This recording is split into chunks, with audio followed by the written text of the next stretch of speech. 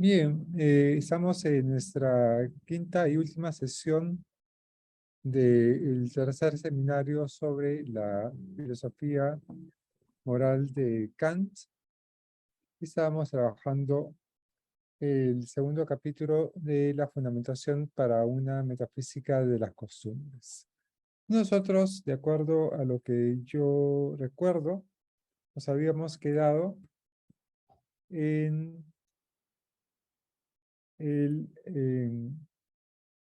la página 500, no, 152, 153.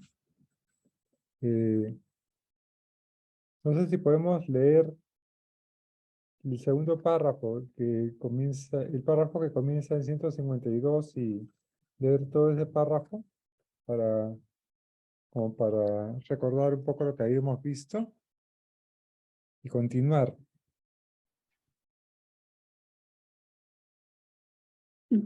Ya, desde el 152 me dice, empieza con autocontradecirse No, cuando es... donde dice la naturaleza racional. La naturaleza racional se exceptúa de las demás por fijarse a sí misma un fin. Este sería la materia de toda buena voluntad. Pero como en la idea de una voluntad absolutamente buena, sin condición restrictiva alguna, entre paréntesis, la consecución de este o aquel fin, hay que hacer abstracción de todo fin a realizar, como aquello que convertiría a cualquier voluntad en algo solo relativamente bueno. El fin no ha de ser pensado aquí como un fin a realizar, sino como un fin establecido por cuenta propia, y por lo tanto tiene que ser pensado solo negativamente, o sea, como algo contra lo cual no ha de obrarse jamás, y que nunca ha de ser apreciado simplemente como un medio, sino que ha de ser estimado al mismo tiempo como fin en todo querer. Ahora bien, este no puede ser otro que el propio sujeto de todos los fines posibles, dado que este es al mismo tiempo el sujeto de una posible voluntad absolutamente buena, pues dicha voluntad no puede, sin incurrir en contradicción, ser menos estimada que cualquier otro objeto. El principio obra con respecto a todo ser racional, entre paréntesis, ya se trate de ti mismo, de cualquier otro, de tal modo que él valga al mismo tiempo en tu máxima como fin en sí, es en el fondo idéntico a este. Obra según una máxima que contenga dentro de sí a la vez su propia validez universal para todo ser racional. Pues decir que debo restringir mi máxima en el uso de los medios hacia todo fin a la condición de su universalidad como ley para todo sujeto, equivale a decir que el sujeto de los fines, o sea, el propio ser racional, tiene que ser colocado como fundamento de todas las máximas de las acciones, nunca simplemente como medio, sino como suprema condición restrictiva en el uso de todos los medios, es decir, siempre y simultáneamente como fin.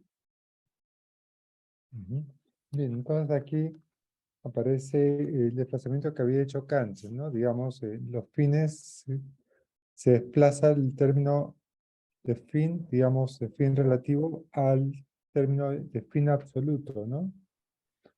Un fin relativo es, ¿cómo se llama? Cualquier cosa que podemos proponernos, digamos. En cambio, un fin absoluto es una persona, ¿no? Y es ahí donde aparece la idea de que esa teoría de los fines lo que hace es coloca una teoría negativa y restrictiva. Es decir, no puedes tratar a una persona como si fuese un objeto, ¿no? ¿Qué les parece si nos falta poco para llegar hasta el siguiente acápite donde dice la voluntad, la autonomía de la voluntad como principio supremo de la moralidad? ¿Qué les parece si lo leemos todo de corrido y comentamos? Ya, a ver, hasta la autonomía de la voluntad como principio supremo de la moralidad, me dice, ¿no? Ujú. Así es. Ya. Sin duda alguna, de aquí se sigue que todo ser racional, como fin en sí mismo, habría de poder considerarse al mismo tiempo como legislador universal con respecto a todas las leyes a las que pueda haberse sometido, porque justamente esa pertinencia de sus máximas para una legislación universal es lo que le distingue como fin en sí mismo. E igualmente esta dignidad prerrogativa, esta dignidad suya por encima de todos los seres simplemente naturales, comporta que siempre haya de aportar sus máximas desde su propio punto de vista, pero al mismo tiempo haya de asumir también el punto de vista de cualesquiera otros seres racionales como legisladores, entre paréntesis, a los que por eso se les llama también personas, cierra paréntesis.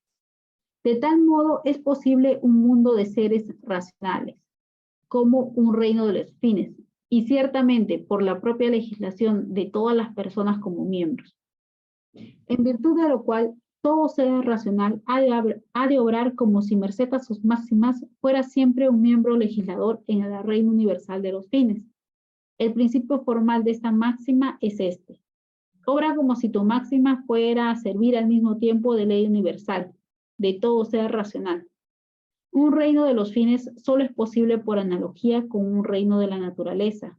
Si bien en el primero todo se rige según máximas o leyes autoimpuestas, y en el segundo según leyes de causas eficientes cuyo apremio es externo. Aun cuando se le considere como a una máquina, también el conjunto de la naturaleza, en la medida en que tiene relación con seres racionales como fines suyos, se le otorga por este motivo el nombre de reino de la naturaleza. Este reino de los fines tendría realmente lugar mediante las máximas cuya regla prescribe el imperativo categórico a todos los seres racionales, si fuesen observadas universalmente dichas máximas. Ahora bien, aunque el ser racional no pueda contar con que, si él mismo observase puntualmente esa máxima, por ello cualquier otro sería fiel justamente a esa misma máxima, ni tampoco pueda contar igualmente con que el reino de la naturaleza y su ordenación teleológica concuerden con él en cuanto miembro idóneo en el reino de los fines, en un reino de los fines posible por él mismo. Esto es, no pueda contar con que favorezcan su expectativa de felicidad, pese a todo aquella ley que dice: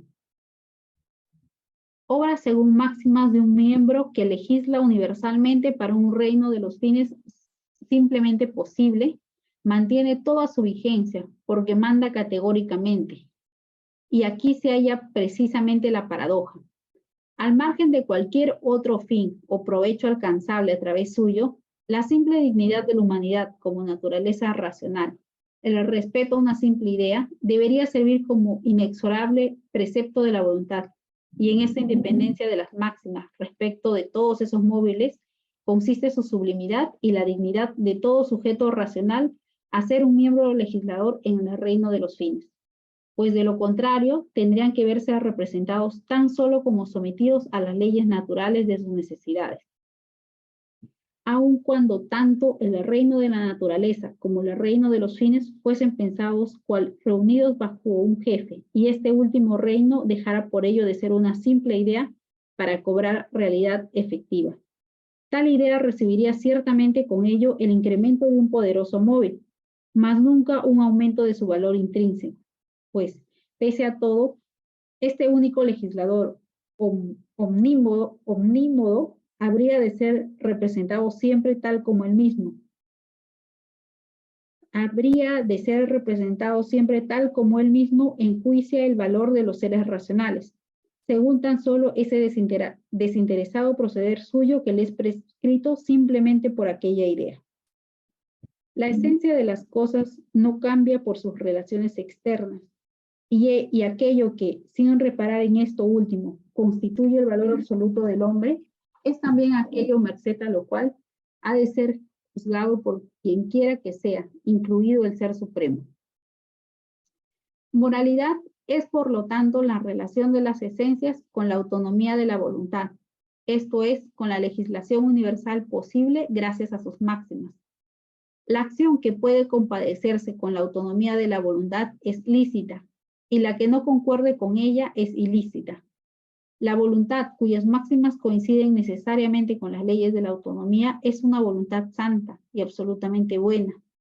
La dependencia de una voluntad que no es absolutamente buena respecto del principio de autonomía, entre paréntesis, el apremio moral, supone la obligación. Esta no puede ser aplicada, por lo tanto, a un ser santo. La necesidad objetiva de una acción por obligación se llama deber. A partir de lo que acabamos de decir, ahora resulta sencillo explicarse cómo es que, aun cuando bajo el concepto del deber pensamos una sumisión bajo la ley, al mismo tiempo nos representamos, merced a ello, una cierta sublimidad y dignidad en aquella persona que cumple todos sus deberes. Pues ciertamente no hay sublimidad alguna en esa persona como sometido a la ley moral, pero sí la hay en tanto que al mismo tiempo es legisladora de dicha ley y solo por ello está sometida a ella. También hemos demostrado más arriba cómo ni el miedo ni la inclinación, sino exclusivamente el respeto hacia la ley es el móvil que puede conferir un valor moral a la acción. Nuestra propia voluntad, en la medida en que obraría tan solo bajo la condición de una legislación universal posible por sus máximas. Esta voluntad posible para nosotros, en la idea, es el único objeto del respeto y la dignidad de la humanidad consiste justo en esa capacidad para dar leyes universales, aunque con la condición de quedar sometida ella misma a esa legislación. Bien, bien, entonces ahí hemos cerrado esta parte y hay varias cosas, digamos, que aparecen en ese texto. Y una de las cosas que me parece que es central es esta idea de cómo la idea de reino, pertenecer al reino de los fines supone justamente la autolegislación, ¿no? La autolegislación. Y la autolegislación supone una especie de actividad de la voluntad. Actividad de la voluntad. Es decir, hay como una voluntad activa que es capaz de darse leyes a sí misma. Darse leyes a sí misma. Y eso es lo que hace que una persona sea miembro del reino de los fines.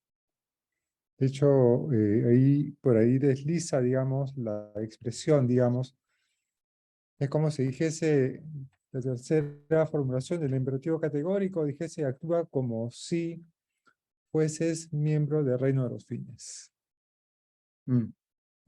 Entonces, ese es como se llama. Entonces, hay toda una reflexión sobre la voluntad. Es decir, esa reflexión sobre la voluntad es que la voluntad es la fuente del deber, digamos, y la fuente del valor.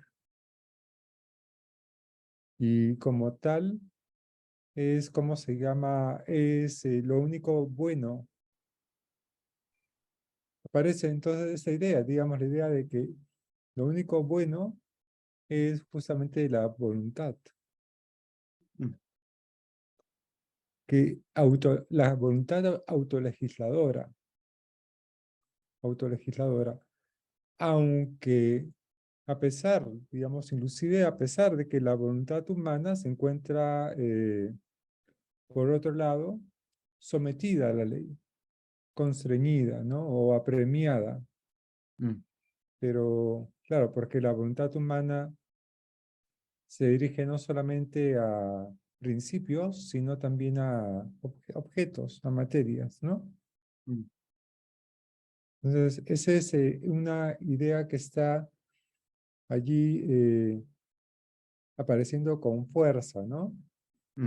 Más adelante viene más reflexión sobre esta idea de la voluntad, digamos. Es como si Kant está tratando de decir, fíjense cómo se llama lo bueno, digamos, el valor, lo valioso, no es algo que está fuera, digamos, externo, digamos, a la voluntad, sino que es la voluntad misma, es la voluntad misma. Y es allí donde aparece, digamos, esta idea de dos reinos, ¿no? El reino de la naturaleza y el reino de la voluntad. El reino de la naturaleza todo está condicionado. ¿Y cómo se llama? Y todo valor es, ¿cómo se llama? Es relativo. En el reino de la voluntad, todo el valor es absoluto. Y ese reino de la voluntad se identifica con el reino de los fines. Eso, digamos, no sé si quieres añadir algo, Ronald. Hay muchas cosas por comentar en ese Sí, sí, hay varias largo. cosas. En realidad, en la primera parte de lo que leyó Inés, está este argumento, que es un argumento en cierto modo como regresivo, acerca de cuál sería ese fin eh, absoluto, ¿no? Un fin no relativo. Y claro, aquí el argumento es interesante porque está como formulado más, de manera más directa y de manera menos, bueno, sí, pues menos artificiosa, ¿no? Básicamente dice Kant, claro, nosotros valoramos una serie de cosas, no podemos no dejar de valorar la fuente del valor. Ahora, ese argumento tiene problemas si uno ¿no? Lo pone como más le da una vuelta más, pero ese es el argumento que Kant está tratando de introducir, ¿no? Dice, ahora bien, este no puede ser otro que el propio sujeto de todos los fines posibles, ¿no? Dado que este es al mismo tiempo el sujeto de una posible voluntad absolutamente buena. Pues dicha voluntad no puede, sin incurrir en contradicción, ser menos estimada que cualquier otro objeto. Entonces, lo que Kant dice, me parece que este es el argumento también con el que analizamos o con el que interpretamos la primera fórmula, es, claro, uno no puede querer algo sin querer al mismo tiempo esta capacidad racional, ¿no? Básica, de trasfondo. Entonces uno tiene que estimar, en principio, la capacidad racional. Eso es lo que hace de alguna manera o darle valor a esa capacidad racional, ¿no? Eso es lo que hace precisamente que yo me permita trasladarme a ese reino de fines. Y claro, el asunto es interesante porque lo que ha ocurrido aquí es un descentramiento, ¿no? Es decir, lo que Kant nos está pidiendo es que abstraigamos todos los fines de nuestra voluntad y con lo cual el sujeto al que vincula el mandato es un sujeto racional en abstracto, ¿no? Es mi persona o la humanidad en mi persona, pero la humanidad en cualquier otra persona, ¿no? Entonces, claro, esa es una operación como difícil de justificar, ¿no? Porque inmediatamente uno podría decir, bueno, ¿y por qué razón yo tendría que valorar a la humanidad en mi persona como en la de cualquier otro, ¿no? El argumento de Kant es, claro, no puedes valorar nada sin que ya estés valorando eso. Entonces, lo que estás haciendo al desdeñar tus obligaciones morales es incurrir en una contradicción, ¿no? Hay un desfase ahí, ¿no? Claro, ese es un argumento interesante que Kant cree aquí que es plenamente convincente. Yo creo que es, digamos, es más difícil, ¿no? Me parece que Korsgaard también ha intentado darle como una vuelta a ese argumento, pero sigue siendo problemático, sigue siendo problemático. ¿De qué manera en realidad funciona este asunto? Ahora, el paralelo que comentabas con el reino de la naturaleza también implica otro problema, porque Kant es plenamente consciente de que en el reino de la naturaleza, digamos, ahí de lo que hablamos es de hechos, de cuestiones que están en el plano, ¿no?, empírico, que son comprobables hasta cierto punto, ¿no?, empíricamente. Pero entonces, ¿cómo es que hay que pensar en esta analogía? Y me parece que aquí Candes agrega un elemento adicional. Lo que me parece que aquí queda claro en este largo párrafo que continúa al que ya he leído, es una manera en la que Kant me parece que deja como muy claro que la única manera en que tenemos, la actitud que debemos tener para con este plano, es una actitud plenamente normativa, ¿no? Dice Kant. Este reino de los fines tendría lugar mediante las máximas cuya regla prescribe el imperativo categórico a todos los seres racionales si fuesen observadas universalmente dichas máximas. Y el si fuesen observadas universalmente está en cursivas, ¿no? Entonces, ¿qué está diciendo? Claro, si todos actuaran de acuerdo a su deber, el reino de los fines tendría lugar de manera efectiva. Pero no cabe esperar eso, ¿no? Entonces luego dice, ¿no? Ahora bien, aunque el ser racional no pueda contar con que si él mismo observase puntualmente esa máxima, por ello cualquier otro sería fiel justamente a esa misma máxima, ni tampoco pueda contar igualmente con el reino de la naturaleza y su ordenación teleológica concuerden con él, ¿no? Que ese es el otro problema, el del supremo bien, ¿no? Es decir, claro, nada nos asegura que vayamos a encontrar la felicidad si perseguimos nuestro deber moral. No va así el asunto, ¿no? Entonces, claro, está también ese otro lado. Dice, en cuanto miembro idóneo en un reino de los fines posible por él mismo, esto es, no pueda contar con que favorezcan su expectativa de felicidad, pese a todo, aquella ley que dice, obra según máximas de un miembro que legisla universalmente para un reino de los fines simplemente posible. Y esa es la actitud, ¿no? Es decir, la actitud siempre es la de en cierto modo, un desfase entre lo que ocurre y lo que debe ocurrir, ¿no? Nuestra vinculación con ese reino de los fines es una vinculación siempre como ¿no? En una situación de, claro, si uno se aplica, puede considerarse a sí mismo dentro del reino de los fines, pero no cabe esperar que eso sea posible efectivamente, ¿no? Y esa es una actitud que me parece que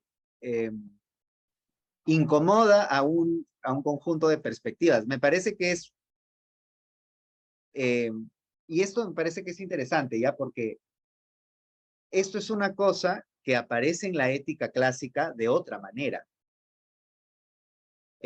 Cuando Aristóteles critica a Platón y le critica su concepto del bien en sí, lo que le critica precisamente es este desfase.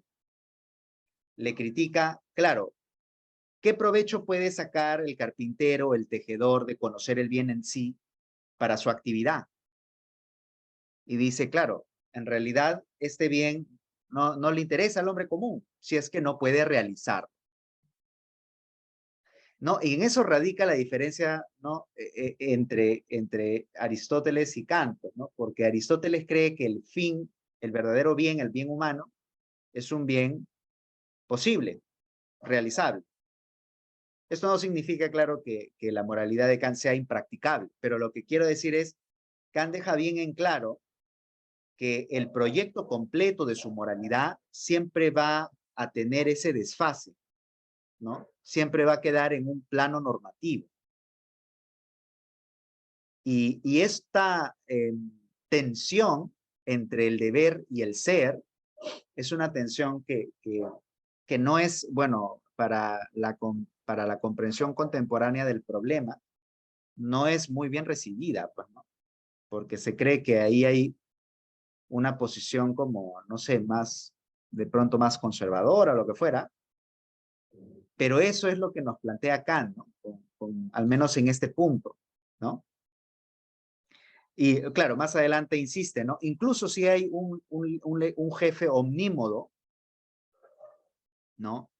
Que esto ya Kant aquí entra como en ciencia ficción, en realidad, claro, el valor del precepto no acrecentará nada, porque su valor es un valor intrínseco, ¿no? Eso sería mi segundo comentario. Y el tercero ya es esta idea acerca de cómo es que aquí, claro, hacia el final del párrafo queda calibrada la idea de la moralidad con esta actitud, ¿no? La idea es, moralidad es, por tanto, la relación de las acciones con la autonomía de la voluntad, ¿no? Esto es, con la legislación universal posible gracias a sus máximas, ¿no?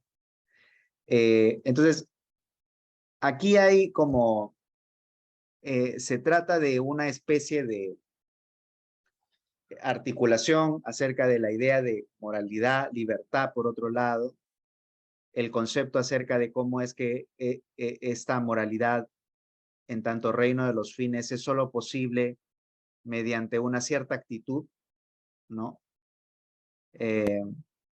Sí, y claro, y aquí quedan, bueno, de todas maneras varias cosas sueltas, ¿no? Que igual se resuelven luego, ¿no? Pero no sé qué piensas de estas cosas, Sandro.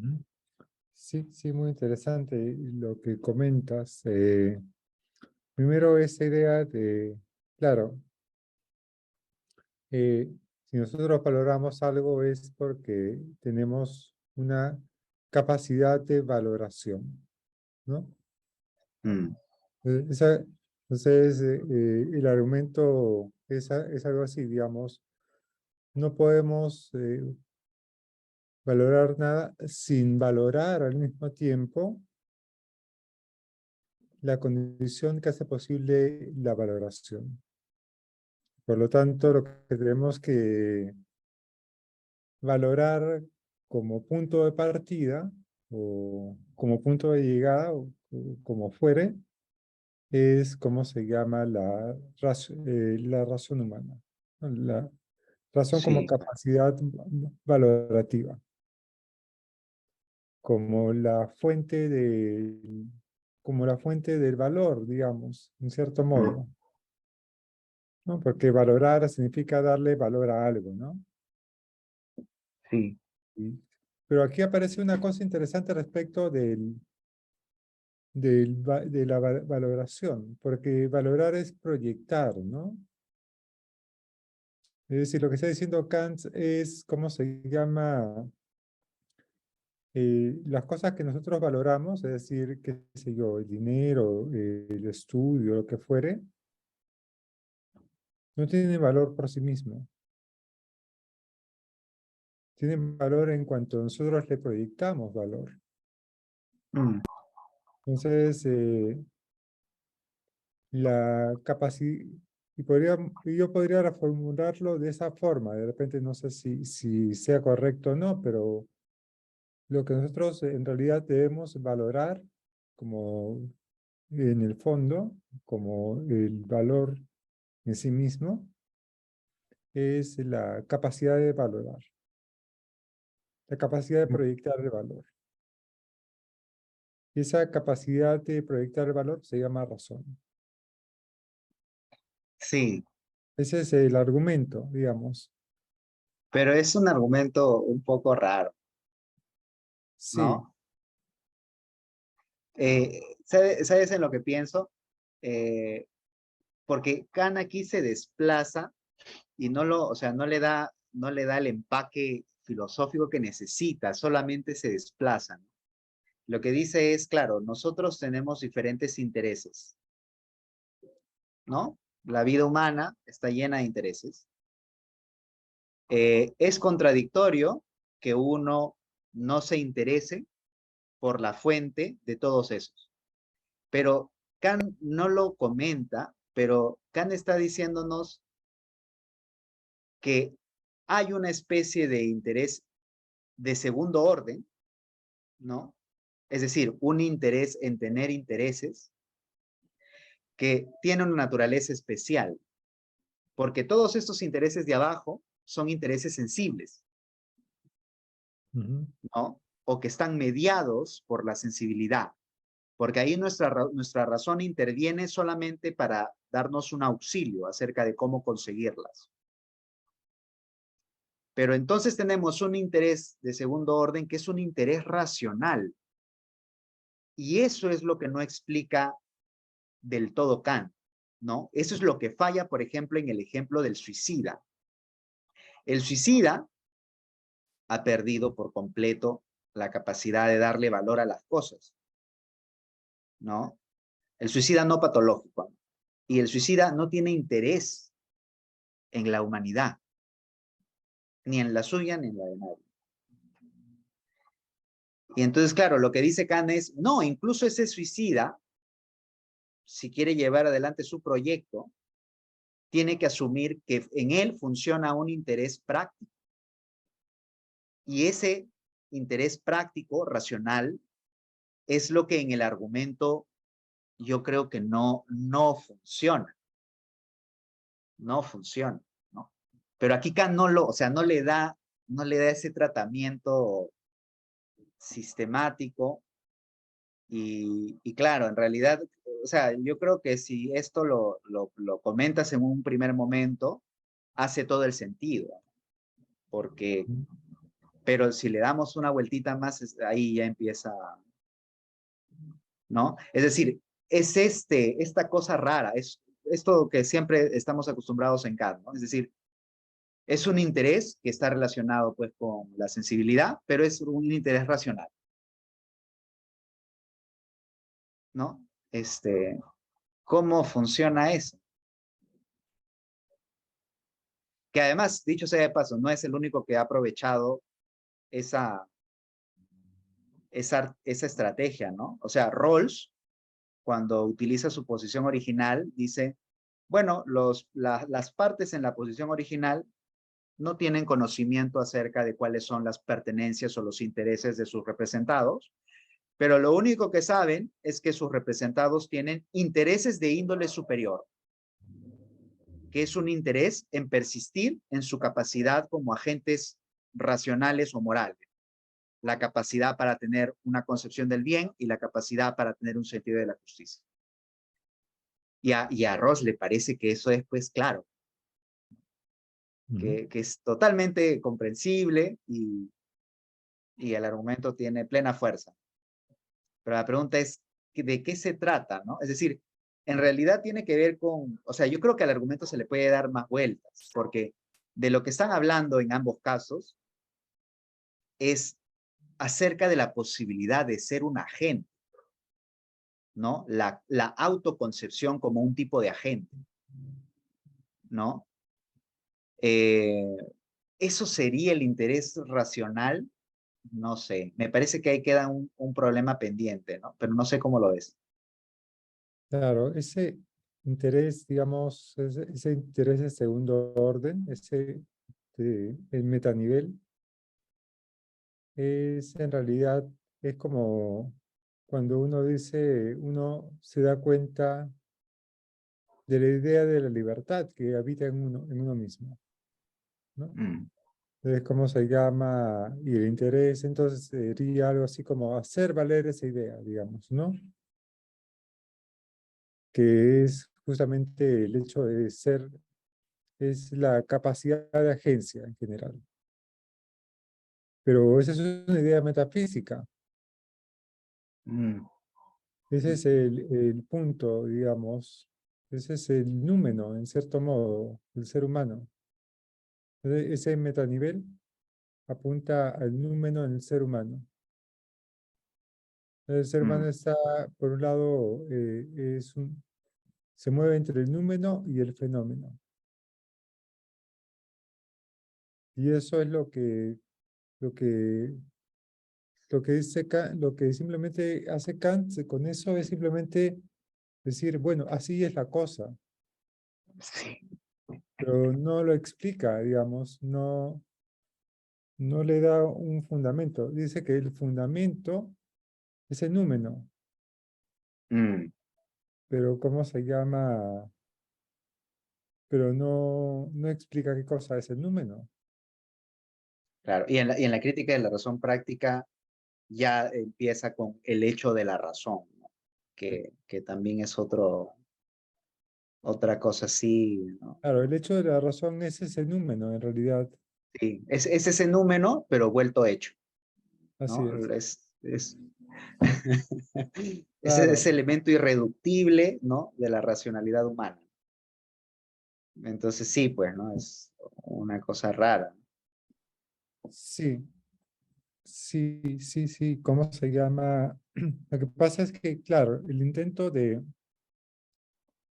Rawls ha sido tratar de naturalizarlo, ¿no? Pero no lo ha logrado. Y el Sí, intento sí, de Corsair también ha sido el naturalizar el número, es decir, psicologizarlo, sí. Y psicologizar, tampoco, pero tampoco tampoco funciona. funciona. Sí. O uno, ¿cómo se llama? O uno, la única forma de hacer que tenga algo de sentido es decir, bueno, es un elemento metafísico, una metafísica muy particular, una metafísica práctica, pero es metafísica. Y se acaba el asunto, digamos. ¿De dónde viene, cómo sale? No sabemos, pero está ahí, digamos. Y, Tú sabes que Tugendhat tiene una estrategia que a mí me parece que es una estrategia interesante para abordar ese punto. Lo que dice Tugendhat es, eh, el hecho de la razón es la posición que todos comprendemos acerca de la pluralidad de caminos que puede tomar nuestra voluntad. Esa situación que a todos se nos presenta, ¿no? Que frente a una determinada decisión, uno tiene la posibilidad de tomar una infinidad de caminos, ujú, ¿no? Ese hecho psicológico irreductible es lo que Kant entiende como hecho de la razón, porque es la evidencia plena de la espontaneidad completa de tu voluntad. ujú, Y así claro, lo piensa él, ¿no? Eso me parece incluso o sea, menos deformante que los otros intentos, ¿no? Pero sí, pero es una estrategia más, ¿no? Pero sí, en Kant queda todavía un poco claro. metafísico. Queda siendo, claro, es un problema, digamos, un problema filosófico. Claro, ese tema da para una tesis de doctorado, ¿no? Digamos. Claro. ¿A qué se refiere Kant con ese metanivel, digamos, con la voluntad, digamos, como la fuente de la valoración? Sí, sí. Qué cosa tan rara. Sí, y de otro lado está la idea de, claro, el, como veíamos la vez pasada, ¿no? El otro tema de los dos reinos, ¿no? Del reino de la naturaleza y el reino, digamos, el reino de los fines.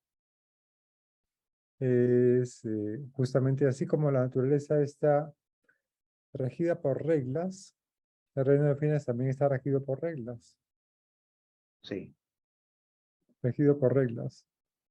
Pero la diferencia está es que, digamos, nosotros no podemos escapar del reino de la naturaleza, las reglas de la naturaleza nos afectan inevitablemente, pero sin embargo conectarnos con con las reglas del reino de los fines es como se llama, es algo posible, pero no necesario.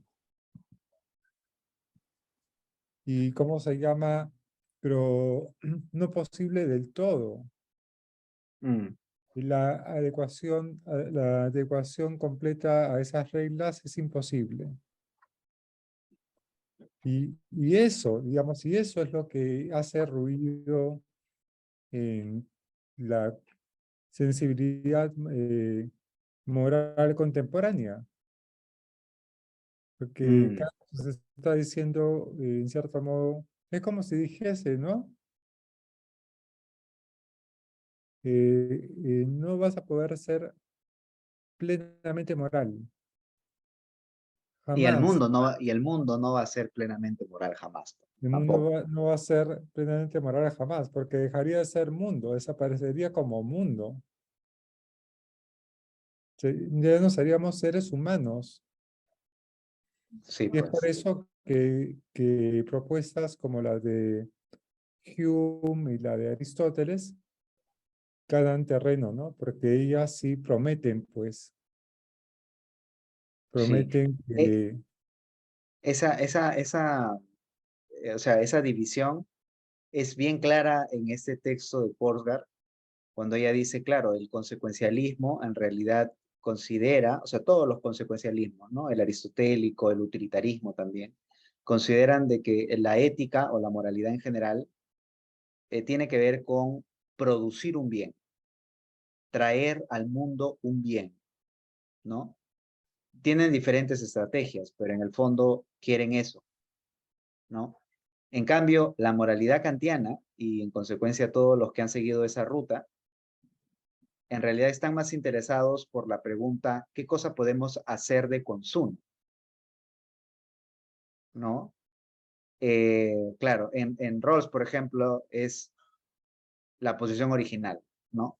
Estamos actuando como ciudadanos cooperadores y estamos tratando de hacer emerger este, ¿no? Este sistema de justicia.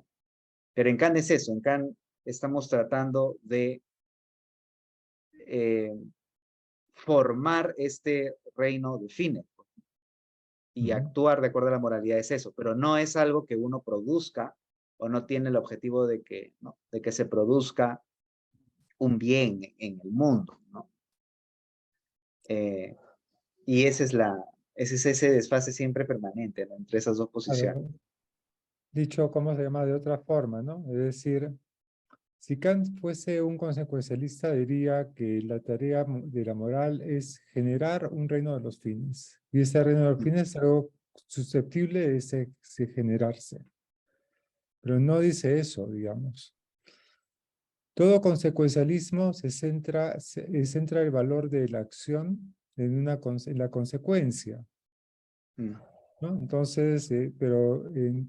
Pero para hacer eso, para poder colocar el valor allí en la consecuencia, tiene que asumir que es posible generar estados del mundo buenos para que las consecuencias de la acción sean buenas. mm, En cambio, Kant, ¿cómo se llama?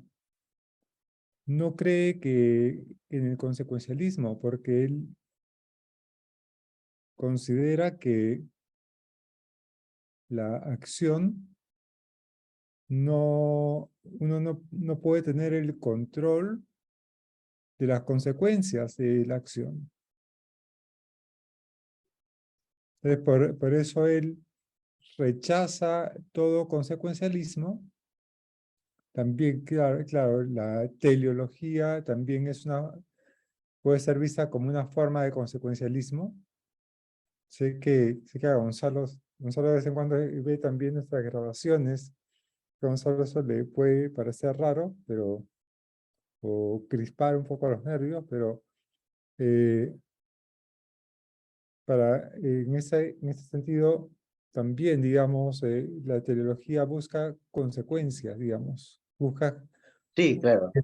generar un orden, digamos, crear un orden. En cambio, para Kant, el asunto es, ¿cómo se llama? El orden ya está, digamos, Mm, ya está. Y la cosa es, ¿cómo se llama? Hacerse partícipe de ese orden. No hay que generarlo. Ya está, es algo así como el reino de Dios, que ya está entre nosotros. Pero hay que, ¿cómo se llama? Hay que participar de él. Mm, Entonces, ¿de qué forma está? En la forma en que somos voluntad y que la podemos, y como voluntad pura, formamos parte de ese orden. mm, O dicho de otra forma, en términos del valor, digamos, porque somos la fuente del valor. mm. Entonces, como fuente del valor, somos miembros del reino de los fines. Claro, Pero, y sí. además está el tema de que es el único horizonte posible para la libertad humana. Entonces Kant está plenamente convencido también de que eh, hay un interés práctico profundo en ser libres. Ujú, ¿No? ¿Cómo no vas a ser moral, no? Si la otra alternativa es este, que estés encadenado en el, ¿no? En el curso de las leyes causales. ujú. O dicho de otra Entonces, sí. forma, ¿no? De una forma más amable con Kant, ¿no? Es, ¿cómo se llama? Eh, la libertad es, ¿cómo se llama? Es ese orden, ¿no? Mm, Ese orden. Entonces, no está diciendo cómo no vas a querer ser libre, digamos. Lo único que te está diciendo, si quieres ser libre, tienes que entender eso. mm, Digamos, y tienes que conectarte con el reino de los fines. mm, mm, Pero claro, digamos, porque aquí hay una diferencia entre libertad y arbitrio, ¿no? Libre mm, albedrío, digamos, que viene de toda la tradición. Está en San Agustín y antes. Entonces, el libre arbitrio es la capacidad de elegir entre ser o no ser libre. mm, Cambio, la libertad moral es, ¿cómo se llama? Es asumir la libertad. Asumir la libertad. Y al asumir la libertad, nos pensamos como miembros del reino de los fines. mm. Pero es algo que, ¿cómo se llama? Pero Kant dice también, tienes que tener en cuenta que no, ¿cómo se llama? No basta una sola, que eso no se hace en un acto, digamos. Y ya está, digamos, lo hacemos una vez y ya está. Mm, No, sino que hay que intencionarlo permanentemente.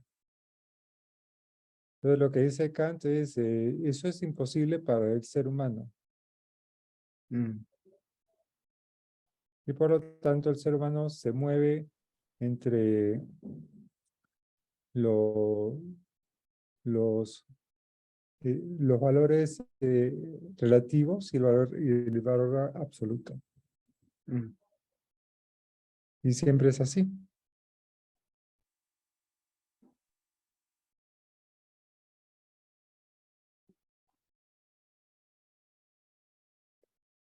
mm. Pero sigue siendo pues un problema, ¿no? Digamos, y esto Sí, es lo que hace, ¿cómo se llama? Que la moral kantiana no sea atractiva para la modernidad, digamos, para el mm. mundo contemporáneo. Sí, hay varias cosas, ¿no? O sea, está el problema acerca de cómo es que una acción eh, tiene en Kant ya la naturaleza de acción porque está dentro de un plano normativo, no es simple movimiento, ¿no? Por ejemplo, claro, en Kant, por ejemplo, ¿cómo llegas a la universidad? Entonces yo tengo que tomar el corredor morado y luego que tengo que tomar un carro que suba ¿no? Por toda la Bolívar. Bueno, mi razón me ha permitido hacer esa articulación de medios y efectivamente eso es lo que hago. Según Kant se supone que eso ya es una acción, ¿no? Y sin embargo es una acción no libre. Porque en realidad no todo está, ¿no? Montado en el plano de la moralidad. Y sin embargo es una acción. No puede decir, claro, es lo que creo que Petit utiliza otro calificativo, y libre, dice, ¿no? Petit, para aquellas acciones que no son plenamente, ¿no? No están fuera del dominio fuera de la dominación. Ujú. Ese tipo de problemas hay en Kant, que claro, están mediadas, pero no son libres, ¿no? Si todos los imperativos hipotéticos y los asertóricos, todos están, claro, son normativos a su manera, pero no son libres. Y eso es un poco raro, en verdad. Tiene su dificultad. La verdad es como, a ver, digamos, el mundo de la naturaleza también tiene una normatividad, Claro, ¿no? El mundo, y en el mundo de las acciones hay dos tipos de normatividad, ¿no? El de la libertad pura, que es de los imperativos categóricos y los imperativos hipotéticos. mm, También tienen una normatividad. Pero lo que pasa es que nosotros nos movemos al mismo tiempo con los dos. Es decir, claro. Pero claro, es que esa es la dificultad en el concepto de acción en Kant. no Que podemos Kant ser, sí, las reputa ambas como acciones, pero en un caso no son libres y en el otro sí. claro, Entonces ahí hay varias cosas, ¿no? Que están como, podríamos decirlo de esa otra forma, es decir, ¿cómo se llama? Solo es libre aquella acción que es realizada sobre la base de un principio moral. claro, sí. Pero claro, nunca podremos ver, digamos, desde la perspectiva de la tercera persona, nunca podremos ver cuáles son las acciones libres. Sí, no, es claro. No No, hay forma. Pero por otro lado, dice, eh, inclusive si yo pienso que estoy actuando libremente, puede ser que esté condicionado por sutiles puede ser que, claro, que me engañen. reglas de la naturaleza. Pero dice, pero sin embargo eso no importa. Eso no importa porque eso no impide digamos, fundamentar la moral. Sí.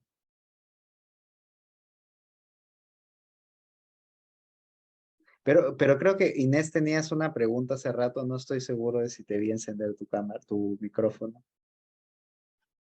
Sí, sí, gracias. Les iba a preguntar que yo cuando leí antes esta parte, no entendí cuando se refería que podía ser juzgado o incluido por el Ser Supremo, indica en una parte, en la página 155 al final, para el 156.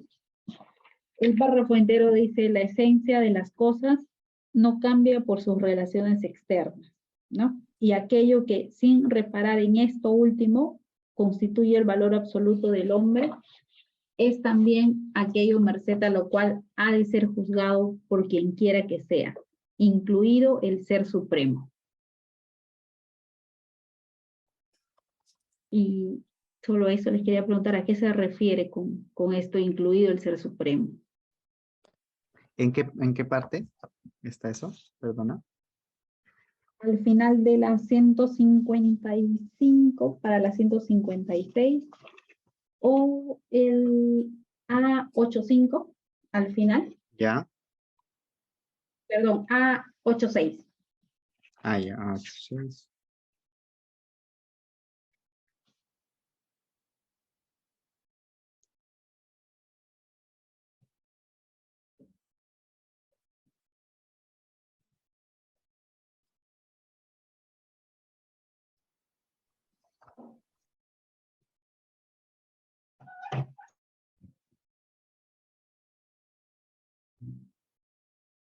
¿El legislador omnímodo o a cuál te refieres? A ver. Porque no Sí, logro- un poquito más abajo del legislador omnímodo, empieza con la esencia, Ya, la esencia de las cosas. no cambia por sus relaciones externas. Y aquello Ujú. que sin reparar en esto último constituye el valor absoluto del hombre, es también aquello merced a lo cual ha de ser juzgado por quien quiera que sea, Incluido el Ser incluido, Supremo. Incluido Claro, el Ser Supremo. Ujú. sí, claro, o sea, básicamente la idea es que la, o sea, a ver, la voluntad de Dios al menos estamos pensando siglo XVIII, ¿no?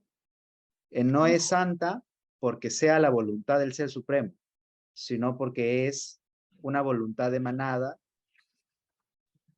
de la razón, tal como Ujú. Kant la ha venido Claro, articulando en el texto.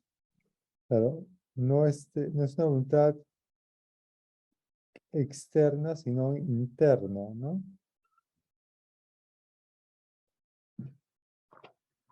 Sí, ¿cómo se llama? Lo que antes dice, digamos, la esencia de las cosas no cambia por por sus relaciones externas. Mm, Es decir, lo que hace que algo sea bueno no son sus relaciones externas. Es decir, ujú, entonces, si no es relaciones externas, ¿qué cosa es? Es una relación interna, que es la voluntad. claro. Entonces, ¿cómo se llama la? Por eso dice,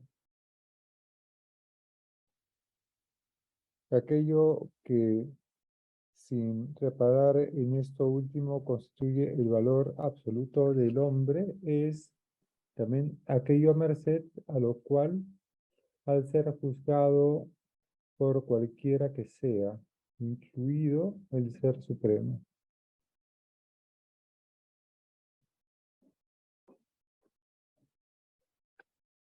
Entonces, claro, ha de ser juzgado por cualquiera que sea, por cualquier ser racional. Claro. La persona, el ser humano tiene que ser juzgado por la calidad, no sé, de su relación externa, sino la calidad de su voluntad. Y ha de ser juzgado incluso por el Ser Supremo. Mm. O Claro, sea, o sea, es decir, el criterio para que el Ser Supremo te juzgue, si es que tal cosa existe, es así hay que entenderlo, es este criterio de la razón, no, no hay otro, claro. ¿no? Es decir, cuando hablamos de voluntad pura, hablamos de razón práctica, Ujú. porque la voluntad pura o la buena voluntad es aquella que está influida por la razón práctica. Entonces, aquí razón y voluntad son como, podrían ser intercambiables también, ¿no? Pero la voluntad es algo interno y la razón también es algo interno, no es una relación externa, es una relación interna. que quiere decir en cierto modo es qué tipo de persona quiero ser, ¿no? Esa sería la idea de relación interna, ¿no? Eh, y, y todo, y toda persona que juzga mi valor moral, lo hace por esa razón, lo hace viendo eso, evaluando eso. Incluso ¿cómo se llama? El ser supremo, ¿no? Ese es lo que está diciendo aquí, ¿no? Y por eso después dice la moralidad es, por tanto, la relación de las acciones con la autonomía de la voluntad. No es la relación de las acciones con algo externo, sino con algo interno, con la autonomía de la voluntad. No hay nada más interno que una voluntad autónoma.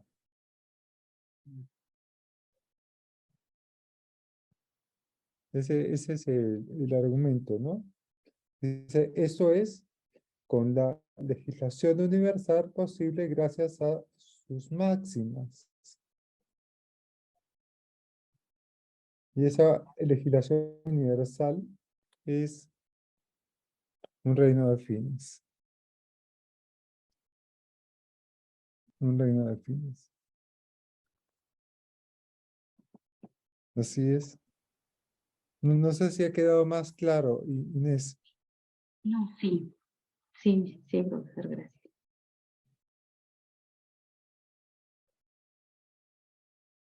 Bien. Entonces, lo que viene son pasajes cortos, digamos. Bueno, hay unos cortos y otros largos, ¿no? Pero podemos por lo menos leer el primero, que dice la autonomía de la voluntad como principio supremo de la moralidad. Ujú.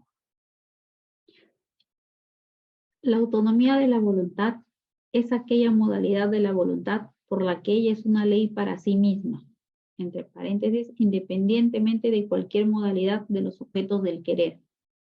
El principio de autonomía es, por lo tanto, no elegir sino de tal modo que las máximas de su elección estén simultáneamente comprendidas en el mismo querer como ley universal. Que esta regla práctica sea un imperativo, es decir, que la voluntad de todo ser racional esté vinculada necesariamente a ella como condición, no puede ser probado por el mero análisis de los conceptos de que consta. Al tratarse de una proposición sintética, se tendría que superar el conocimiento de los objetos y pasar a una crítica del sujeto, es decir, de la razón práctica pura, pues esa proposición sintética que manda políticamente ha de ser reconocida plenamente a priori. Por este asunto no es materia propia del presente capítulo. Sin embargo, que el principio de la autonomía pensado sea el único principio de la moral, es algo que se deja exponer merced al simple análisis de los conceptos de la moralidad, pues con ello se descubre que su principio ha de ser un imperativo categórico, si bien éste no manda ni más ni menos que esa autonomía. Bien, entonces aquí hay algunas cosas interesantes. Digamos, aquí ya comienza con el término de autonomía de la voluntad, ¿no?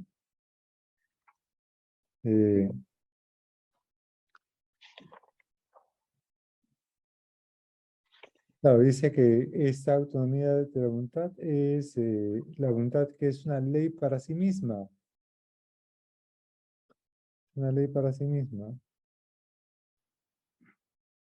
Y el principio de esta autonomía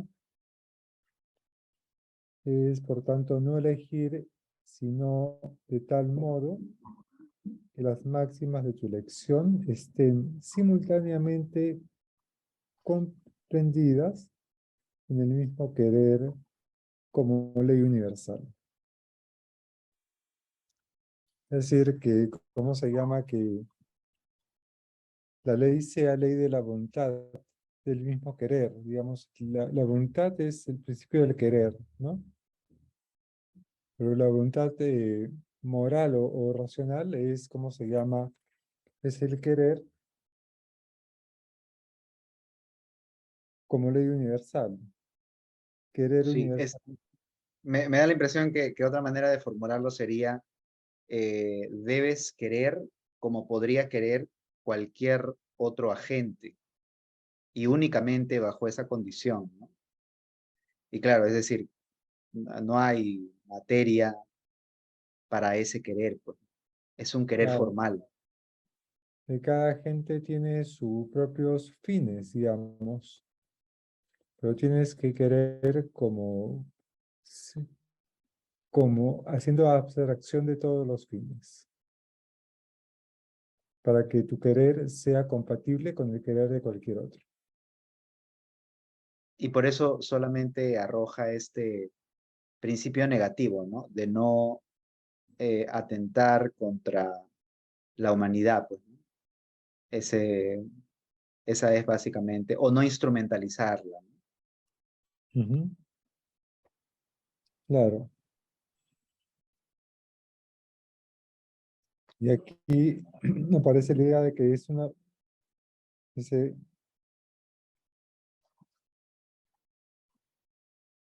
claro, esa regla práctica es un imperativo de carácter categórico, ¿no? Mm. Ese imperativo categórico es una proposición sintética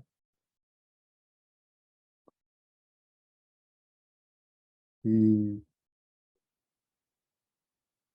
y no Ahora, tenemos, esta idea de que no puede ser probado por el análisis de los conceptos, sino que tendríamos que hacer una crítica del sujeto, de la razón práctica, ujú, es bien interesante, ¿no? Es decir, claro, lo que está pensando es, ya se viene la crítica de la razón práctica, pues, pero esa es una crítica no de los objetos, sino del sujeto. O sea, este fraseo es bien interesante, porque claro, la primera crítica es una crítica de todo aquello que se puede tener por objeto, pues. La crítica de la razón práctica es en cierta manera su tratado, si uno quiere ponerlo de esta manera, ¿no? Su tratado sobre una psicología racional, ¿no? Porque ahí lo que está implicada es qué pasa en el sujeto, ¿no? Una crítica de esta razón práctica pura. Esa parte es interesante. Bueno, esta manera de frasearlo, digo. claro. Pero la idea de crítica está, ¿cómo se llama? Está conectado con la idea de la distinción, digamos, distinción entre el fenómeno y la cosa en sí, ¿no? Eso es lo que el resultado de la crítica de razón pura es la distinción entre el fenómeno y la cosa en sí. Mm, Pero aquí la crítica es introducir esa distinción dentro del sujeto. mm, Por eso es una crítica del sujeto. Establecer cuál es el fenómeno y cuál es el númeno en el sujeto. mm. Identificarlo. Esa es la crítica en el sujeto. Claro, desde el punto de vista del número, del fenómeno, el fenómeno está conectado con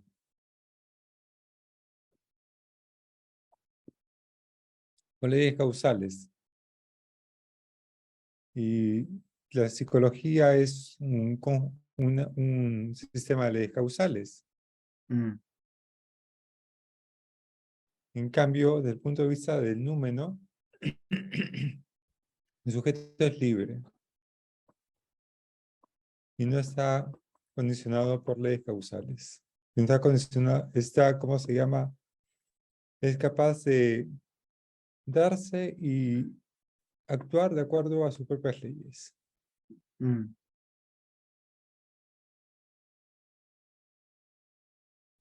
Ese es el Claro. juego crítico, ¿no? El negocio crítico de Kant. Mm,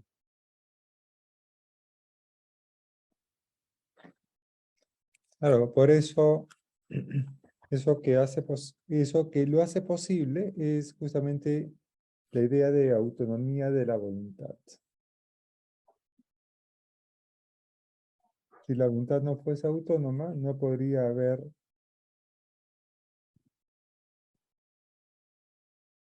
númeno mm, en el ser humano, sino sería todo fenómeno. Todo fenómeno. Sería todo Hume. claro.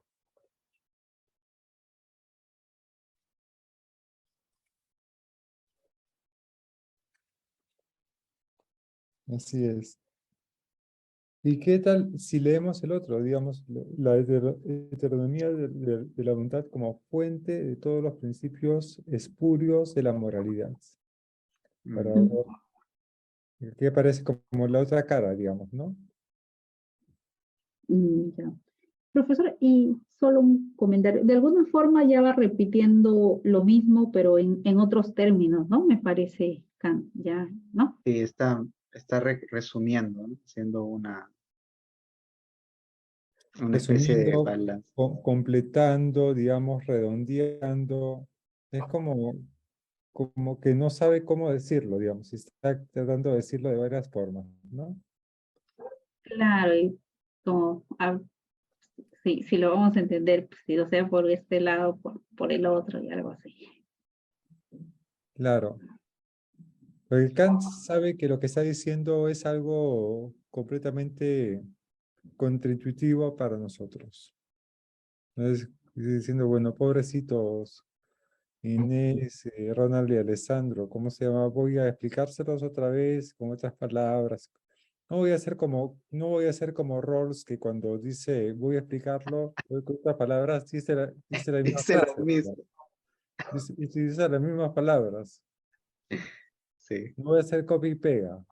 No voy a decirlo de otra forma, más bonita, para que esos seres mortales lo puedan entender de alguna forma.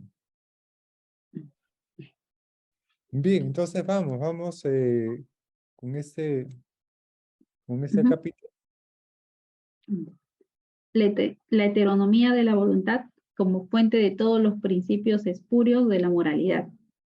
Cuando la voluntad busca la ley que debe determinarla en algún otro lugar que no sea la idoneidad de sus máximas para su propia legislación universal y por lo tanto sale de sí misma a buscar esa ley en la modalidad de cualquiera de sus objetos, comparece siempre la heteronomía.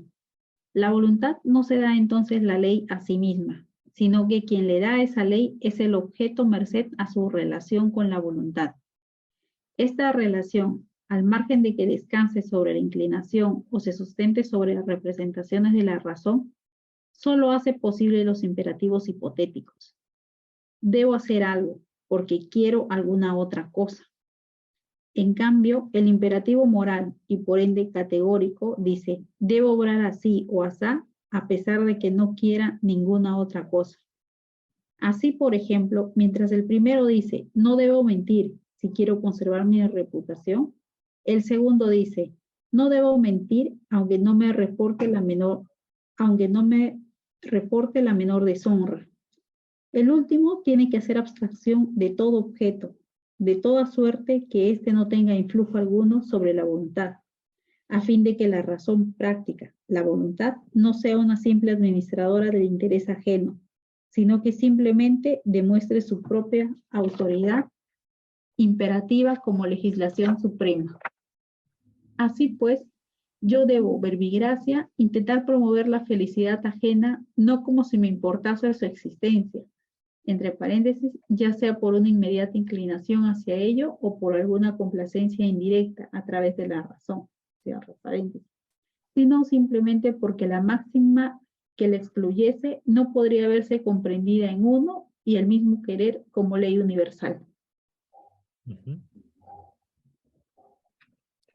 Bien, bueno, aquí está aclarando otra vez qué cosa es heteronomía, ¿no? Y es cómo se llama basar la voluntad en, ¿cómo se llama? En una ley externa, ¿no? Esa es la idea. Y en una relación de la voluntad con algo externo, dice, ¿no? Relación de voluntad con algo externo. Entonces aquí la voluntad se relaciona consigo con algo interno o con algo externo. Cuando es con algo externo es heteronomía. Cuando es con algo interno, digamos, consigo misma, que es autonomía. Mm. Es decir, se da la ley a sí misma, digamos. Y eso es sinónimo de autonomía. Bien, y aquí coloca los ejemplos, ¿no? ¿Debo hacer tal cosa porque me va a traer algún provecho? ¿O debo hacer tal cosa inclusive si no me trae ningún provecho? Bueno, esa es la diferencia, ¿no? Mm. El último ejemplo le hace muy mala fama acá. Así Debo es, ¿cómo procurar se llama? la felicidad, no como si me importase su existencia, la felicidad de los demás, sino porque no podría, una ley contraria a esa, no podría compadecerse con un querer universal. Pero claro, aquí hay que traducir un poco acá, ¿no? O sea, la idea es, incluso si no me importa en realidad el otro, es un deber de la razón contribuir con la felicidad ajena, pues. Eso es lo que está tratando de decir, ¿no? Claro, Pero el fraseo no lo ayuda, pues. claro, es ahí donde sus críticos, digamos, Schiller había aprovechado, ¿no? Mm. Schiller era, ¿no? Sí, Schiller. Para decir, ¿cómo se llama? Me comprometo contigo aunque te detesto. Sí, es como, claro, con, ¿no? Con ayudo a mis amigos con placer y eso me estremece, ¿no? Porque sé que no estoy cumpliendo con mi deber, dice Schiller, ¿no? Entonces, claro, Schiller lo interpreta al pie de la letra, ¿no? Es, claro, tienes que hacerlo a regañadientes, porque si no, no está siendo moral. Esa es la interpretación rigorista de Kant, que es una interpretación usual, pero en realidad no es esa, ¿no? En una clase mía, y le pregunté a los chicos qué les parecía esto, y me dijeron, y lo entendieron muy bien, ¿no? Y muy rápidamente me dijeron, no, yo creo, uno de ellos me dijo, no, yo creo que lo que está diciendo Kant es, incluso si te falta el auxilio de la inclinación, tú tienes que cumplir con tu deber porque es tu deber. Es Ujú. decir, claro, uno tiene que ayudar a los padres, incluso cuando está molesto con ellos. En ese momento, ¿no? Estás arrebatado de ira y no te provoca, pues, ayudarlos, ¿no? Pero sabes que es tu deber, entonces de eso se trata, ¿no? Ujú. La inclinación es así, pues es volátil. Y Este, el deber no puede basarse en la inclinación porque tiene que ser firme, digamos, no volátil. claro, claro.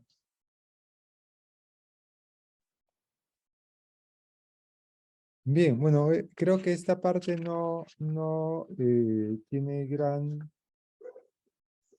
dificultad.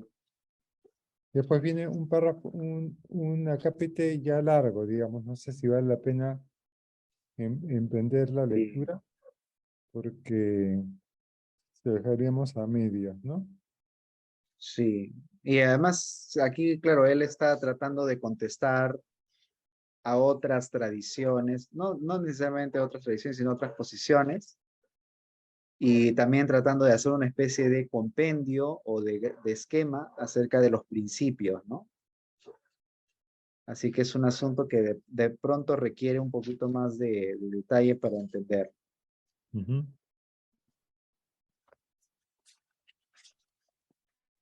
Sí.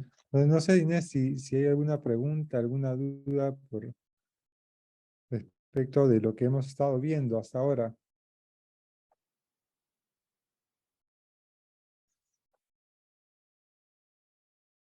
Tu audio, Inés. Les decía que hay muchas dudas, pero sí, ya da para más y para revisarlo también creo de forma individual, ¿no? O sea, releerlo.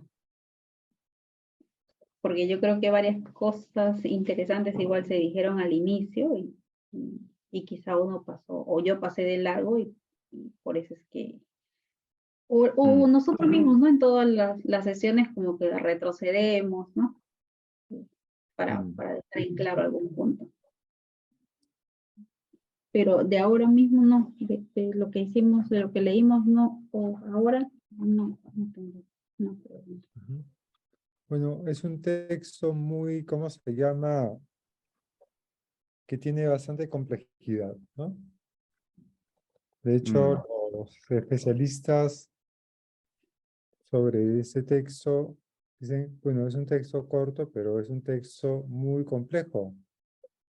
Y es por eso que siempre regresamos sobre él y encontramos otras cosas y revisamos, tenemos que leer otras veces y hay cosas que no entendemos y cosas que sí, ¿no? Por la naturaleza del texto. ¿Y por qué? ¿Por qué tiene esa complejidad? Porque a mí me da la impresión que lo que está haciendo Kant está tratando de ensayar, digamos, ¿no? Es como un ensayo y está tratando de aclarar una intuición que tiene, que es la intuición justamente de la autonomía, mm. de que, ¿cómo se llama? Y está tratando de expresarla de una forma, de otra, etcétera, etcétera, etcétera. Es por eso que, ¿cómo se llama? Que las tres formulaciones del imperativo categórico son tres entradas, ¿no? Que vienen juntas para explicar, digamos, como que es como si Kant no supiese muy bien de qué manera expresarlo con claridad lo que tiene ya, lo que ya tienen en mente, ¿no? Aquello que como que ha resultado para la moral como fruto, digamos, de lo que la crítica de la razón pura ha arrojado para la cuestión moral, ¿no? Sí, Entonces, creo que incluso hay un comentario acerca de que él ya ofrece una fundamentación para la moral en la crítica y se queda insatisfecho con eso. Y por ujú. eso decide escribir el texto, ¿no? Entonces sí, es eso, ¿no? Claro, eso Es, aparece hacia el final de la crítica de razón pura, digamos, el, la, el tercer tercio, ¿no? Algo así, el cuarto cuarto, digamos, el texto está por ahí, digamos. Pero, pero está pues ensayando, ¿no? mm, Ya ha quedado ensayando permanentemente. sí, claro. Y además, el texto, cada cierto, yo ya lo vengo leyendo varias veces. Cada vez que lo leo, el texto cambia. Eso es una cosa, ¿no? Muy interesante, ¿no? Yo supongo que a Sandro le pasa igual. Ujú. Cada vez aparece de una forma diferente, ¿no? Eso es una cosa muy interesante que, bueno, solo pasa con los clásicos, bueno, de la literatura en general, ¿no? Pero también en la filosofía pasa eso, ¿no? Que el texto se transforma, ¿no? Uno crece, pero el texto también, ¿no? Aparece de diferente manera. Eso es bien interesante, así que siempre vale la pena volver a releerlo. Sí, sí, sí, sin duda. Profesor, y nos vamos a quedar en el, o sea, no vamos a entrar al tercer capítulo por ahora. Sí, Y vamos a luego, tomar un pequeño descanso para, ¿cómo se llama? Para después retomar con fuerza el tercer capítulo. ya, porque justo usted decía que normalmente siempre se tiende a eso, ¿no? A dejar el tercer capítulo. A dejarlo, sí. Y Pero en realidad esto ya tiene que ver con la limitación de la vida humana, porque ya estamos así con un poquito de carga, pero yo creo que luego de un tiempo podríamos retomarla desde el tercero, ¿no? Ujú. Y terminar el texto. Sí.